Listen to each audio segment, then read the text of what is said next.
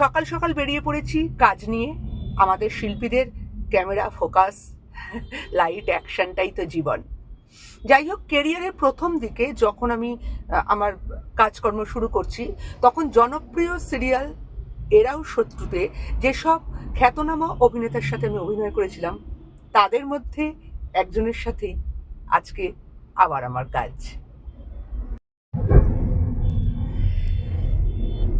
সুদীপ মুখার্জি একজন বিশিষ্ট খ্যাতনামা জনপ্রিয় আমাদের সকলের প্রিয় অভিনেতা আর বর্তমানে চিরসখা। বিশিষ্ট টিশিষ্ট নই, আমি একজন অভিনেতা, কিছু মানুষ আমায় চেনে, অ্যান্ড আই এম থ্যাঙ্কফুল। আর লিপির সঙ্গে আমি একটা খুব বিখ্যাত সিরিয়াল সেই সময়কার ছিল এরাও শত্রু, তাতে লিপির সঙ্গে আলাপ হয়েছিল।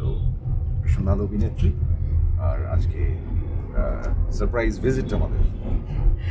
আর সেই সময় মনে আছে, নতুন তো একদম, একটু করে কাজ করতাম, মানে শর্ট দিতাম আর জিজ্ঞেস করতাম সুদীপদা ঠিক হয়েছে তো।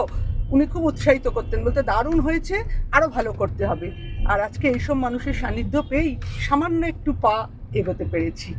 সুদীপদা, এই সম্প্রতি তুমি যে পুরস্কার পেলে, টেলিসম্মান অ্যাওয়ার্ড, যে কোনো পুরস্কার শিল্পীর পক্ষে ভীষণ আনন্দদায়ক। তোমার কিরকম লাগলো তবু যদি তুমি একটু বলো। পুরস্কার পেতে সবসময় ভালো লাগে, উৎসাহ দেয়, এবং পুরস্কার যদি ডিজার্ভেড ক্যান্ডিডেট পায় তাহলে সেটা অন্যদেরও ইন্সপায়ার করে। আমি জানি না আমি ডিজার্ভেড কিনা। আর এই সম্মানটা হচ্ছে টেলি একাডেমি অ্যাওয়ার্ড চিরসখার জন্য পেয়েছি। এছাড়াও এর আগে বিএফটি অ্যাওয়ার্ড পেয়েছিলাম চিরসখার জন্য। তো এই পুরস্কারগুলো সবসময় উৎসাহ দেয়, কিন্তু আমার কাছে সব থেকে সেরা পুরস্কার হচ্ছে মানুষের ভালোবাসা। আপনাদের যদি মনে হয় যে আমি কাজটা ভালো করছি, আপনারা যদি ভালো বলেন, সেটা আমাকে সব থেকে বেশি ইন্সপায়ার করে এই সমস্ত অন্যান্য পুরস্কারের চেয়ে। এবং সেটা আমার জন্য সর্বশ্রেষ্ঠ পুরস্কার, কারণ আমার কাজটা মানুষের জন্য, একদমই তাই। দর্শকদের জন্য, দর্শক বন্ধুর জন্য। সকলে খুব ভালো থাকবেন।